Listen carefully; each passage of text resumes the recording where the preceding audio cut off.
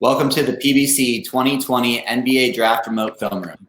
My name is Jon Chepkevich, Director of Scouting for the PBC, and joining me today is 2020 NBA Draft early entrant, Xavier's Naji Marshall. What's going on, Naji? Not much. Just chilling out here in Charlotte, getting some work. How you doing? Doing pretty well, man. Good to hear that you're, able to get access to a gym, get some shots up, and work on your game right now during these uncertain times. I know it's been a little bit crazy, but you feel like you're making some progress on your game and getting ready for the draft? Well, definitely. I feel like I made a huge jump just being out here for the past month, working on, my jump shot and a lot of other things. And I feel real comfortable with definitely coming to draft and playing at the next level. Awesome, man. Well, we wanted to kind of find a unique way to take advantage of these kind of weird times right now, and you not really being able to, get to teams' facilities for workouts and that kind of stuff. Figured we'd dive into some game film. And in doing so, I wanted to bring on one of our scouts from the PBC, who also is a draft analyst for the Stepien. He's done some analysis on your game in the past and is really familiar with what you bring to the table. So thought no one better to bring on to join and break down your film than Zach Milner. What's going on, Zach? How's it going? As always, thanks for having me on. Excited to dive into your game, Naji. Yes, sir. Appreciate it. Cool, man. Well, we'll get this going. We're going to hit on some areas of your game that translate really cleanly to the next level and maybe some minor areas to improve on going forward and just, talk through how you see the game. Sound good? Yep, I got you. All right. So here in the first clip, you show off some of your handles and footwork on this drive to get to the basket and finish with your left hand. Is there any specific thing you're looking for with your defender before you get into this double cross and hit them with the spin move to get back to your left hand, or is it more of just a feel kind of thing? Well, after I do the second move, I try to get him to bite on it really hard so the spin will be wide open. I know it's no help side above the corner after I hit him with that move, so I just try to get him to lean one side off the double cross and hit him with the spin move. It's kind of my go-to. Right, yeah, and I mean your handles are very impressive for your size. How often do you work on your handles, and what drills do you do to work on those? Man, I do really simple drills, 2-ball pounding, just pounding my dribble. I work on it every time I work out, even before college. Working on my AAU coach, that was just always something that I always did was work on my handle. And it's something he told me from a long time ago that a lot of people my size can't dribble and do a lot of things I do. So he definitely installed it in my game at a young age. Right. For sure. And you'll see as we get on to these next clips here as well that, the handle package at your size is impressive, but also you're just a lot stronger than a lot of these guys, right? This is a similar kind of move to the first one with the dribble move on the outside, in and out, into the spin. You fight through 3 guys here and are able to kind of take a little bit of contact from this first defender and second defender, still get up and have the good touch to finish with the left. Do you feel like, as a guy who can play out on the wing, play multiple positions, that you're going to be able to take advantage of your size and strength advantage in certain situations, even at the next level? Most definitely. Like you said, seeing that play, I just knew I was way stronger than him, and I was able to get to the basket all the way. And I just wanted him to lean right off my move. And I think, playing in the NBA, it's a lot of small guards, and it's a lot of people who, not as strong as me and my height and can't stay in front of me. And I feel like starting to lead, they'll put a lot of fours on me. And, that's a mismatch for me, and that's playing into my advantage. So I think it'll be a beautiful sight. Agreed, man. And, the thing that stands out on this clip, I think, is the in and out dribble there is just killer, right? Like, it's just really nice in and out. And then to be able to, once he's off balance, then get back to your spin, just a really nice combo move there. Sure. And then piggybacking off of this, before this next clip, your size is an advantage. We didn't have, there's so many nice clips of you on offense. We didn't have time to get everyone in. But a thing that I realized this year with you is on those baseline out of bounds plays, you get the ball on the post with a little guard on you all the time, and you just shoot it over them in the post. How do you feel about that? Like John said, you'll be able to take advantage of the size and the size of guards, but you're comfortable playing in the post against guards as well? Oh, most definitely. Like you said, I usually have a height advantage and strength advantage, and then they can play good defense. The thing about the post is so close to the rim, and a little guard sometimes can play the best defense. I can shoot right over top of them. I think that's the beauty of it. I think I have a great feel around the basket, so my floaters and my layups. I make a lot of those, so I'm really comfortable. One of my favorite positions to play on the floor is in the post. Right. And now, I mean, getting to this next clip on this one, you give a nice pump fake, get the defense to bite, and you drive baseline before you use a pro hop to avoid help defense. Your ability to attack off the catch is another thing I really like about your game. Attacking the basket out of spot up situations, you shot 72% this year, which is the 91st percentile. When you catch the ball, Jon will pause it when you catch the ball here, but when you catch it, what are you looking for with the defender for you to know that you want to drive baseline? And then when the help defense comes, how do you know to avoid him? Well, I know the big man going over scouting. I know the freshman. Usually freshman bigs are lazy, don't really want to play too hard. So I know if I hit him with a pump, he was going to jump off his feet. And baseline, I know on the other team scout report, they say I'm a driver. Some they say take charges. So I know that he's just sitting right there. He's going to try to take a charge. So I just try to jump stop around him. I seen no help, no shot blockers behind him. So they led me straight to the rim. Yeah, I mean, and I just see in future clips, just this is beautiful, but your ability to attack these closeouts and finish around the basket will also open up your passing as well. Mm-hmm. For sure. And then now we're going to move on to a clip against Cincinnati here, which I think, again, is getting at the combination of your strength as a driver and kind of your deft, crafty footwork to get into this floater, right? Like you're driving this guy left. He's, trying to recover, but then you bring it right back across his face here. Nice little foot jump stop into your floater. I feel like, do you want to maybe speak to the extent with which, like, of course, the floater isn't the most efficient, like, analytical job, but like, to what extent do you think having this in your bag really opens a lot of things up for you if you have this as a counter move and are able to, like, if you can't get to your initial spot, have this as sort of the backup option and have the touch to finish like this? Man, I think the floater is so underrated. A lot of people can shoot a three, a lot of people shoot the mid range, get to the basket, but sometimes, you're not able to get all the way there, and just shooting that floater over top of the defender. And I think it's one of the most underrated moves in basketball, and it should be taught more because it's very effective. When I scored a lot of points off the floater in college, and I use it effectively. And like I said, I think it should be taught more.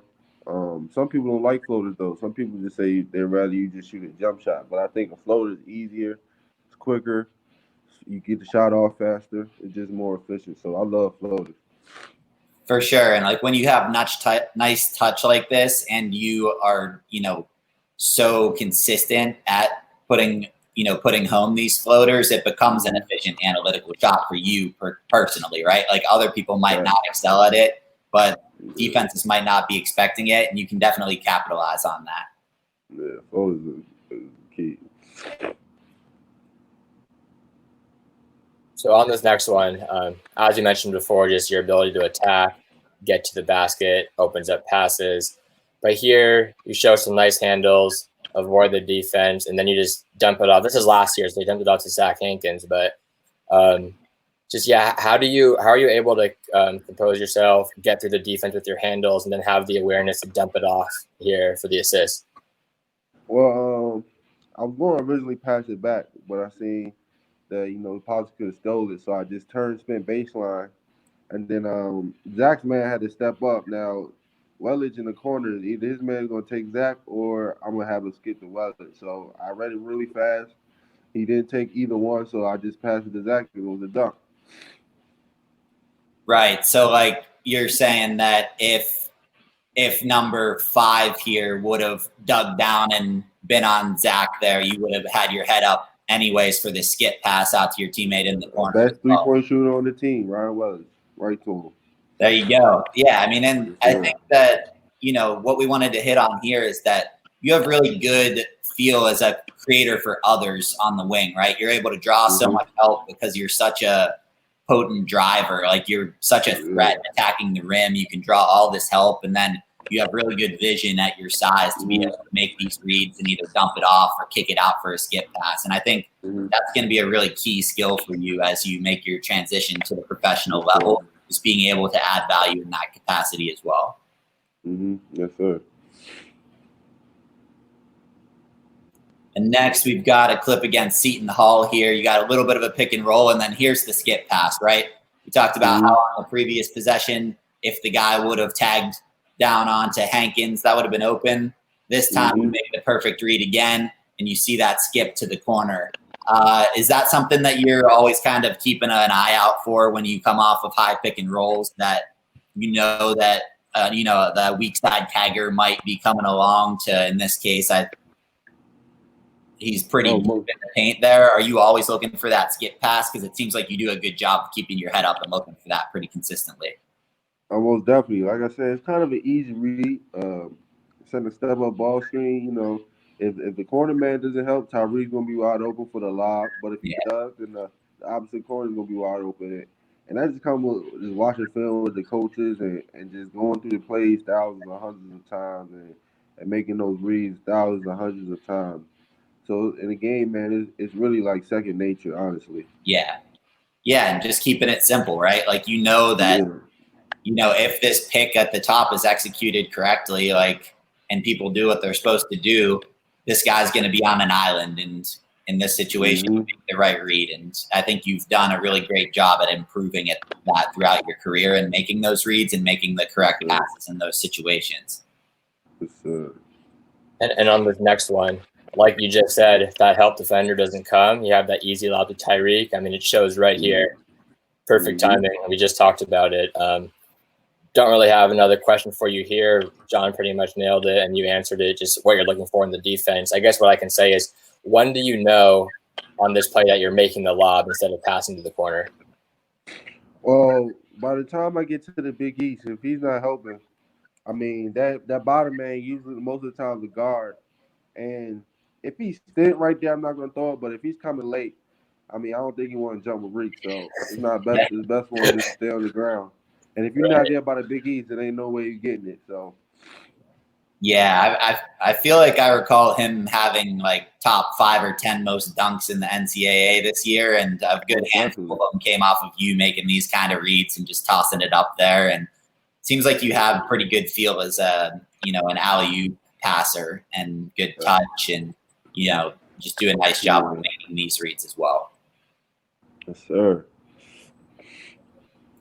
So next, we've got a clip against Creighton here, and this pass is just awesome, man. Let's run that back from the top, and maybe you can talk me through, what your read is as you get this handoff and then start initiating this pick and roll at the top here. So this is after a timeout. Coach drew it up. Yeah. So he had the shooter, our best shooter, handed off to me in the corner. So if his man helped, that's the easy skip. Then he had the second best shooter kind of set the screen for me, and just in case I had to hit the wing. Yeah. And then we had Tyreek coming and set another one. He knew that all Tyreek's screen, they was going to try to trap the ball handler, was going to leave either the corner or Tyreek wide open. And he wanted me to drag it out all the way to the wing and make my read. And right there at the Big East, like I said, either Tyreek's open or the wing open. Tyreek right at the Big East, wide open. Yeah, I mean, that's just awesome recognition and really selling this and dragging it out, right? Because this guy ends up staying kind of hugged out on his man here in the corner. You do an awesome job of selling it and committing to it, and then just an awesome, accurate zip pass right there. I think that you have a lot of upside as a potential secondary initiator, secondary creator in these pick and rolls as you make your way to the professional level. Yeah, and also about your passing, just wanted to know that the variety of passes that you're able to make really stands out. You can hit those cross-court passes, those lobs, those dump-offs, and then you also do a really good job at taking advantage of your size, and you can just pass it over the top of defenders as well. So just being able to make all of those passes is definitely going to be a good thing moving forward. Right. And then here, in my opinion, we'll dig into an area or two for improvement, but in my opinion, just sometimes your shot selection. I know a lot was asked of you and Paul this year, so sometimes just a better team setting might help with that as well. But there's just a few too many times where I thought you settled for some step back jumpers off the dribble. Is this something that you've tried working on, or have you talked to coach about it before, or yeah, what do you have your thoughts on that? I just think that my role has increased this year, and a lot of the shots that I shot was kind of I just didn't want to put the ball in somebody else's hands to make a mistake. They had a lot of young guys and a lot of guys who really look to the older guys, to take on the load. So I think, some of the shots most definitely was bad shots, but some of the shots was, coach rather me shoot it than, somebody turn it over or something like that. So a lot of times coaches want us to put on the rim. Tyreek was such a vicious rebounder. A lot of times he told us just put on the rim.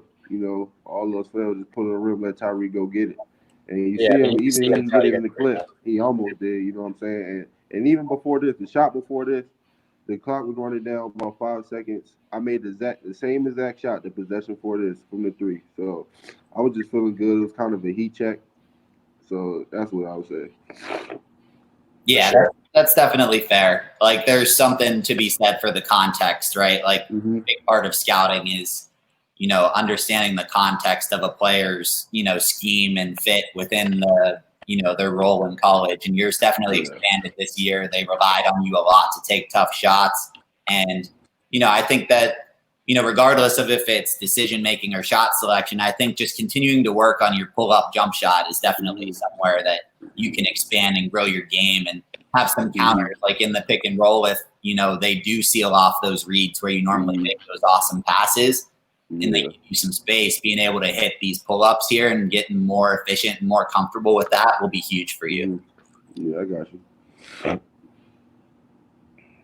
I think we probably hit on something similar in this play here. You matched up against Towson, and, you get to a spot here, you make this shot, and I think this kind of shows your potential growth and development here, right? Because you get to the spot, you're very vertical, you get up there, get a nice look, but, that's a tough shot, right? I mean, you made it. It's tough. You got the leg kick going there. And I think every once in a while, sometimes they go in, sometimes they don't, but it will be good for you to just rep out these pull-ups. And like I was saying, get more comfortable at them because, again, even though they're not, the modern, most efficient analytical shot as opposed to a three layup or getting to the line, you got to be able to get to these. And you show, a good job here of getting to this spot, space. The guy doesn't even get to rise and contest you here, and you knock this down. So there's definitely potential for improvement and growth. Yeah, I mean, like that last clip, I mean, we've seen your ability to shoot off the dribble. So it's not something you can't do, just consistency there. And then also just overall shooting consistency in the next clip we'll get to. I do think you're a better shooter than your numbers suggest. So one small thing I've noticed with your shot is just you sometimes don't hold your follow through. And I think you're a better shooter than your numbers suggested this year. But just, your follow through is something that stood out to me. Something that you've noticed or that you're working on this offseason with your shot? Just been working on my mechanics and staying consistent in my shot, landing in the same place, shooting the same shot, holding my follow through, stuff like that. And since I've been out here in Charlotte, I feel the most comfortable with my shot than I ever had. And I feel pretty good about it. And I definitely don't hold my follow through. I was shooting it a lot different times in college. I was shooting a different way. That's why I don't think some of the shots went in. But like I was saying before, I might not have a high percentage, but teams didn't leave me open. And if my coach needed a three, he knew who to come to. So I really don't play the percentages. But I think I'm a good shooter, and I've gotten even better since I've been out here in Charlotte. Right, and yeah, I think that, like I said, you're a better shooter than your numbers were. And if teams are leaving you open, you're able to knock down those shots, as you'll see in a future clip, where you'll take advantage of being open. And then, as we talked about earlier, being able to attack those closeouts opens up so much part of your game. So just like you said, working on your shot, hitting those open shots will just open up so much to your game. Yes, sir. For sure. And I think you can see in this one, you do end up holding the follow through longer on this, right? It's still up there until it goes through the rim. So, just getting that consistency in your form, and like you're getting a lot of reps in right now during your pre-draft, which I'm sure is helping, and just keep working on that and just becoming a little bit more consistent in the mechanics, I think will go a long way for sure. Yes, sir. So now let's get into your defense, which is something I really enjoy about your game. I mean, over these last 2 seasons, I think that the matchup of you versus Miles Powell has been one of my favorite things to watch. In his first clip, you do a good job of walling off his drive and forcing him to back dribble and pass out. And you force a lot of players to back dribble and pass out. They don't even get shots up against you. Before we get into more clips about your defense, could you just expand on your matchup with Miles Powell more, or like how do you prepare for that, or what's your goal when you're defending him? Miles is a scorer, man. He really lights people up. So, just studying film, watching his moves, just knowing his game when I get to that matchup, and just being ready to prepare, ready to shoot from anywhere, shoot anything, staying locked in while he's not on the balls, because his teammates love to find him off the ball, and just giving him fits and just using my length and all night, my hands in his face, just bumping him on his drives, being physical, telling myself don't let him score you. Just having that toughness about me where I just won't let him score me. Nothing. I just can't. For sure, man. And like having that mentality and willingness to like stay consistently in a stance. And here you see you fight around a screen, which I think is huge when you're guarding these guys that are dynamic off movement shooters, right? Like they're running this baseline out of bounds and they're trying to get him a clean off movement 3 here. You recognize what's happening. Like, is this something that you just kind of came with the territory of covering Miles Powell, that you were just going to lock and trail everywhere? Or did you kind of recognize the play that was going on? How did you go about getting over the screen and impacting his shot here? Well, it's obvious that the dude is setting the screen for Miles, and really it's up to me if I'm going to get through it or let him screen me. And I'm definitely not going to let him screen me. If I run him over, then that's just what it is. If he run me over, then that's that. But I'm going to do whatever it takes to get to that screen.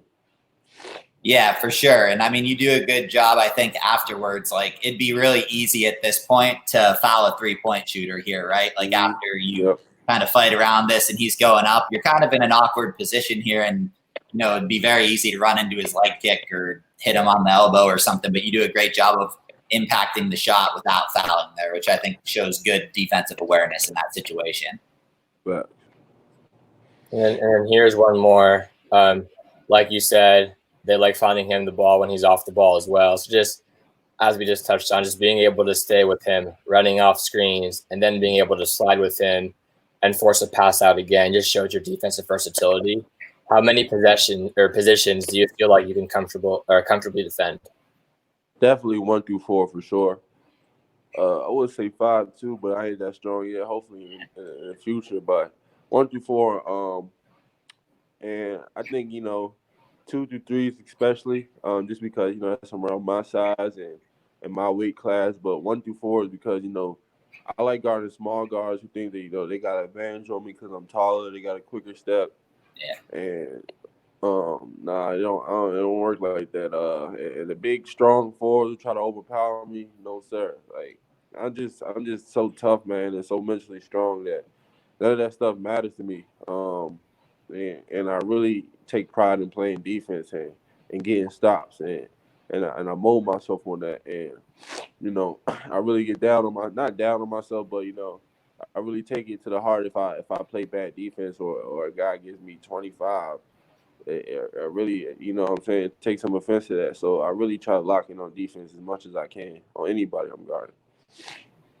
For sure, man. And that definitely bears out in the film. And every aspect of this play, you're consistently engaged. You got active hands. You're sliding your feet. Like, just really textbook on-ball defense here. And you see that pretty consistently throughout all your defensive clips. Yes, sir. Now we're moving on to some pick and roll defense here against Jerron Cumberland. They try to kind of slip it, but you keep him in front of you, force the pass down to the big man. Not what they ultimately want out of this play, right? Like you're really, really strong walling up there at the elbow. Like, yes, sir. Do you want to maybe speak to how you're able to maintain such like good core strength and like force guys to not get to their spot so easily and like give people fits like this without fouling? Well, he originally didn't slip the screen.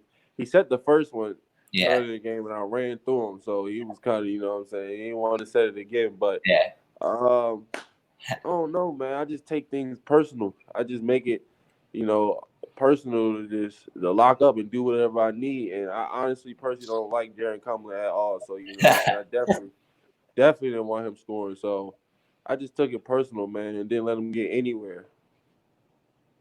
Hey, I mean, like, if you can use any sort of, you know, something in your mind like that to help fuel you and motivate you, like, I'd say use it. It obviously worked in this situation, and I think we're going to have another clip right after this where you matched up against him again, and they start with a little pick and roll. You fight over, you force him back the other way, make it really tough as hell for him there, and then, you know, bump him off his spot again going down low. So I think, you know, this is a really dynamic scorer, and you do a great job of giving him a tough time. And like you said, you know, taking it personally in these situations definitely seems like it helped elevate your game defensively.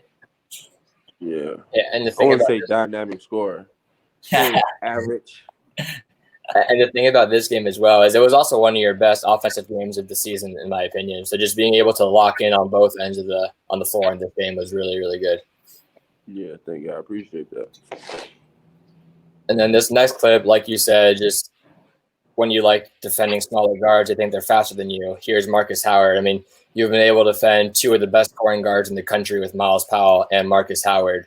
You forced another pass out, like I said before. Just you're consistently forcing pass outs, and that's not what teams want when you're guarding their best player, because that means they're getting someone else to shoot their shots. Just when you're guarding Marcus Howard, what's your goal? I mean, similar to Miles Powell. Just to give him lift. Marcus can shoot over you. He shoots 30 times a game. He runs all over the floor. So just try to be there everywhere he is. And you know, if he goes by me, trying to stay in the play, make him finish over top of me. And even if he steps back or shoots a three, just staying there, contesting it, making sure he sees a hand, and just, you know, locking in. For sure. Kind of the same thing as Miles. Yeah, and there's a lot more guards in this mold, I feel like, in the NBA nowadays. You have your Currys and Trae Youngs that really are, you know, can pull up from anywhere and then are really quick getting past guys because of that shooting gravity. So your ability to cover basically the best guy in college basketball that fits that mold and keep him in front of you and also deter him from pulling up in this situation, I think is really encouraging. Right. So after we watch that run one more time, we'll move on to this next clip here. You're matched up against Nova, which I'm sure you've had, you know, plenty of tough battles with them.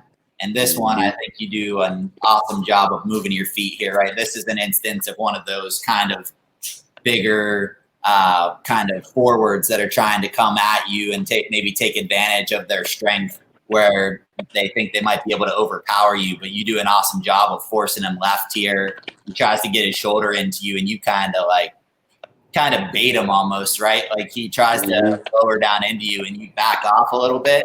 Is that a tactic you try to use when you're, you know, going up against these bigger bully guys to try to just like, you know, manipulate them and get their weight off balance so that they go out of control? Most definitely. Like you said, like in this player, you know, a guy who may think he's stronger than me, he's gonna try to run me over. You know what I'm saying? Trying to prove that. And I just seen Eric was trying to do it early, so I kind of pulled the chair. Yeah. And you know what I'm saying? He was all balanced and traveled. So it's, you know, sometimes just playing mind games with the defender as well. Yeah. Yeah, for sure, man. That's like a good combo of, you know, the mind games and awareness, right? Like that's a pretty tactful. Press up all on him, make you think you want to use his strength, and then as soon as you drive back up, let him go out of control and fall on the ground. For sure, man. And that comes down to knowing personnel, right? Like you knew what he wants to do, and you kind of use that to your advantage to put him in an uncomfortable spot, force the turnover. You know, it's late in the first half, a tight game. That's a big momentum play going into halftime. Yeah. Right. I mean, and also, I mean, this is Eric Pascal. This is last year. He's with the Warriors now. He had a good season with the Warriors on offense. So like just goes to show your defensive versatility. Like you said, smaller guards, guys your size, someone who has a little bit of size on you, just being able to guard all of that is what I like about your defense. Then this next clip, one more time of you just chasing players around screens. We'll get to that right as this goes through. Yeah, I think you give up just a tad of space while he does get you a little bit, but just your recovery right away. You show that you can use your length to recover so he doesn't shoot it. There may be a few players in the NBA like the JJ Redicks that will want to shoot that and get that shot off in that amount of space. But I mean, your length helps you recover. We've shown you defending on the ball. We've shown you chasing off screens. Do you prefer one or the other? I mean, you're good at both, but do you prefer one or does it matter? Whatever it takes to win, that's what I'm trying to do. If I got to chase all night, if I got to defend on the ball, pick up full court, that's whatever it needs. I can defend any.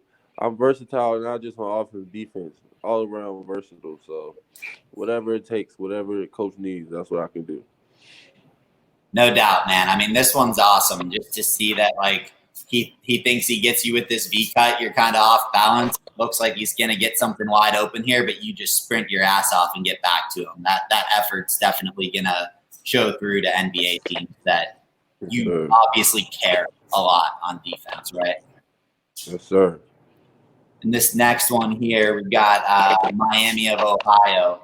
So I think we'll see that, you're off ball, you chase the guy to the corner, but here you do a nice job of making this off ball read, right? So you want to maybe talk me through how you're balancing, like tagging the roll man, but also being able to recover your guy and get in the passing lane? Just playing mind games, like I said. I tagged the roll man kind of, low. The roll man, he didn't roll as hard, it wasn't as physical, so it was kind of, if he really would have rolled hard, he could have screened me, and the man in the wing could have been open. But I knew that coming into that screen and roll, playing the whole game, the big man wasn't that physical. So I knew I can get through the tag. So I baited the point guard to make it look like the wing was open, and I got such a length that I could be a little later to the ball and still get a piece of it. But luckily, I got the whole thing in easy done. For sure, man. I mean, that's just a really good read. And again, knowing personnel, knowing what this big man is likely to do, and just like reading the passer's eyes here, right? Because you could have tried to zip it here, but you had that sort of innate sense that he was going to come out this way, and you just jump the thing and just get out on the break and finish in transition. So, the off-ball defense in multiple ways, both chasing and blocking and trailing shooters, but as well as making those like help side reads and good, team defensive plays there as well. I think, you're able to add value in all of those sorts of ways on the defensive end.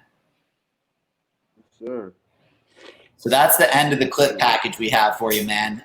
Really enjoyed breaking down your game together, kind of talking through how you see the game and read the game. Your rivalry with Jerron Cumberland definitely came through here. Which is interesting. But no, honestly, man, I think you're a really interesting player and can bring a lot to the table and have a lot of versatility to your game. So, Zach, thank you very much for taking the time to, cut up all those clips and get this all together, and definitely appreciate your expertise on the matter, man. Yeah, thanks for having me. I'm a fan of your game. I've done a deep dive into your game a lot. I've been watching you a lot over the last few years, and just keep up the hard work and stay safe. Thank you. I appreciate y'all. So, Naji, before we wrap up here, in light of the kind of unusual circumstances and the inability of you to kind of get up out in front of NBA teams up close and personal right now, just wanted to give you the table to sort of, let teams know who you are and what they can expect from you as you transition to being a pro. So who is Naji Marshall? And if a team is to bring you into their organization, what can they expect from you on and off the court? On the court, they can expect a versatile player who can bring it in all positions, not just on offense, but in defense. Offensively, can pass, rebound, can shoot, all three levels, can score, can finish at the rim. Defense is tenacious defender who just wants to win. He can tell just by my action that I take pride in defense and that I love defense and that, I really love and want to get stops. They can guard 1 through 4, big or small, anything. And I can rebound with the best of them. So And off the court, just want to know that I'm a cool dude, laid back, a likable dude. Everybody who I've been around pretty much likes me, funny dude, and pretty chill, man. That's about it for real. I'm a basic dude, man, who just loves the sport of basketball. Yeah, man. I mean, teams are looking for a guy that, has a good attitude and that can meld with all of his teammates and can add value in lots of ways. And I think that, as we saw in the clip package and as you just expressed right there, you take pride in defense. You're able to do a lot of different things on offense, guard multiple positions. There's definitely a lot to like there as it relates to translating to the modern NBA. So, Naji, excited to see what's to come for you. Best of luck with the rest of the pre-draft process here, and we'll definitely be rooting for you as you embark on your pro career. Yes, sir. I appreciate that so much. Thank you for having me. Yes, sir. Stay safe. Yeah, you too, my guy.